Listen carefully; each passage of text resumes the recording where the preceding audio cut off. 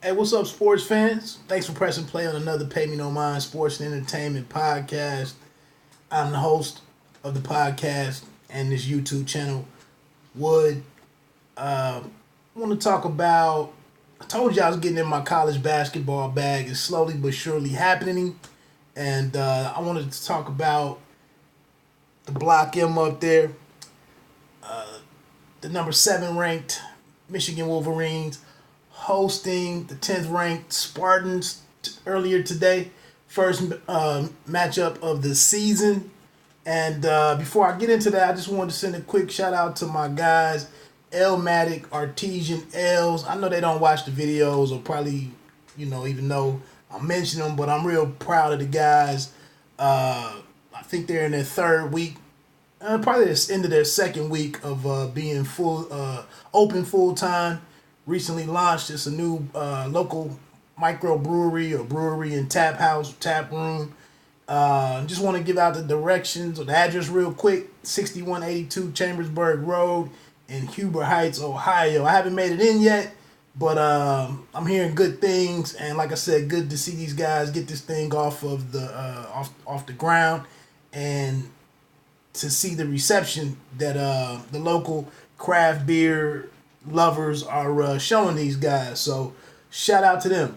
Now back to this. Oh, actually last night I was in this great state of Michigan for a boxing card up there by Second to None Promotions. Please go over to bitedownboxing.com. Check out the write-up from that event, which was headlined by Ernesto Garza III and James Gordon Smith. That's James O.G. Smith. Pretty good card. Unfortunately, Ohio's Alicia Baumgartner, friend of the Bite Down Boxing podcast, she was unable to fight as her opponent did not show up. So Thomas Hearns was in the house. WBC super welterweight champion Tony Harrison was in the building. A couple other people. Pretty good night. But let's get into this. I was just saying, I drove home in the middle of the night. Had I had any inclination that this great game was going on today, maybe I would have tried to stick around and see if I could have scalped me a ticket and attended my first my first Wolverines game. But let's get into it, man. 77-70 was the finish. Was the final score. The short of it, even though Sparty was missing 2 of their top 3 players, the defense made up for it. Cassius Winston, point guard from Michigan State, had a phenomenal game, finished with 27 points behind, largely driven by 13 of 14 at the free throw line, knocking down a lot of those with 3 minutes to go and really secured the lead.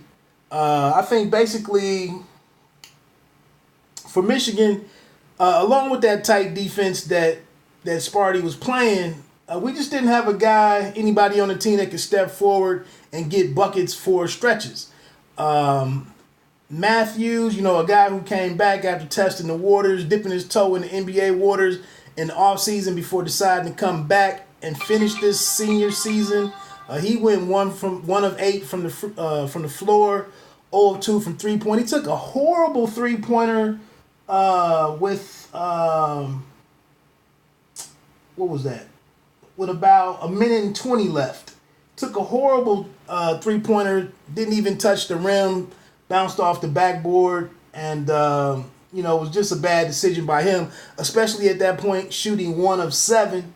Poole got a couple of threes late in the game, one off of a deflection from Matthews. Good thing to see that Matthews didn't give up defensively, but Poole came down at like the last hurrah, took a ill-advised 3-point shot. The one that he made before that was a off-balance 3 that he made at the top of the key. He came back down on basically a one-on-one play for him to get a 3-pointer up, driving to his right, jumping to his right, and then trying to shoot knock down a 3 from the wing. And I thought we could have got a better look than that, or possibly he could have just drove to the hoop and looked for a basket or maybe a 3-point play, a 3-pointer the conventional way. But what else was in here? The loss drops Michigan to 24-4. 23-5 is what Michigan State stands at. They play again in 13 days. This was actually, they made a note on the telecast. This was the first win.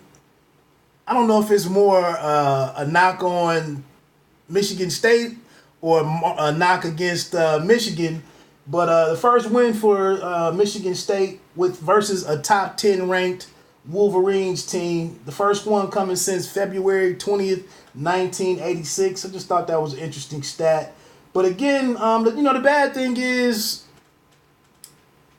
we get into that point of the season where that's the type of loss that could determine, a one seed or make it put more pressure on the team going into the Big Ten tournament to not lose a game to preserve a one seed. So that's kind of the ground that you lose. Definitely got to get this, the rematch or the second game here in 13 days. That's pretty much it.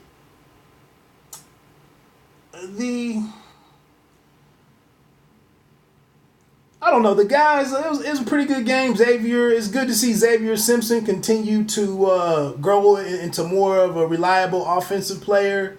Brazdakis, it is what it is with him. He had a couple of plays looking like a young Doncic out there, maybe. But the thing is, going into the tournament, definitely going to have guys, just like last year with Matthews. It was 2 or 3 games in the tournament where he led the team in scoring and just went into stretches where he scored 2 to 3, maybe even 4 buckets consecutively to avoid those stretches of, without field goals.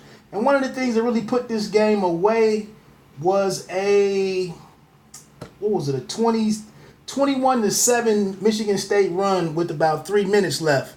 That was kind of what broke this thing open. But you're gonna have somebody that can step forward in the tournament a couple years ago, and I'm forgetting with Walton, when Walton was able to take over games, for stretches, the best ball of his career in Ann Arbor. And then also Trey Burke was another guy before that who could take over games for stretches. Of course, he had help with Tim Hardaway Jr. But this group right here, we're going to be a little challenged in that department because it's really a team scoring effort where a lot of guys chip in. And like I said, getting into March Madness and the tournament play, conference tournament play, got to have guys that can fill it up for a couple of minutes and keep the scoring consistent and avoid droughts, such as a 21-7. Hey, look, I'm gonna get ready to get out of here. Like I said, please make your way over for any Michigan or Ohio boxing fans. Like I said, please go over to bitedownboxing.com and check out the article about last night's The Best of Tomorrow, which was promoted by Second to None Promotions and was held in Dearborn, Michigan. Check that out for me.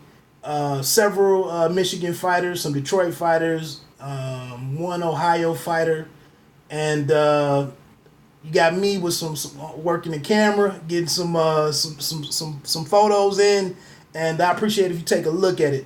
Please hit that subscribe button, support the channel.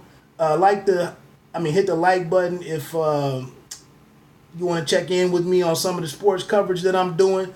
Definitely check out the boxing talk that I'll maintain. I got to get caught up tonight. Skip the Oscars, maybe. And I'm out. Thanks for tuning in. Peace.